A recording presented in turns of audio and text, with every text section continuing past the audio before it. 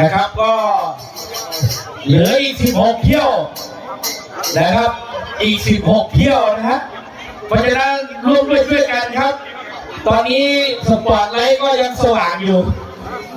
ถ้าถึงเวลา 18 นาฬิกาเดี๋ยวมืดค่ำเราจะมอบรางวัลกันนะครับบริเวณที่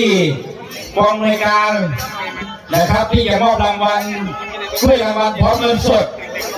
ซึ่งวันนี้ขอบคุณนะครับเป็นทางท่านดร.ยุทธนาศรีนบุตรครับนายกการบริหารส่วนจังหวัดหนองคายท่านสส.เกษตรกุลพรพงศ์สมาชิกสภาผู้แทนราษฎรจังหวัดหนองคายเขต 1ครับที่ร่วมสนับสนุน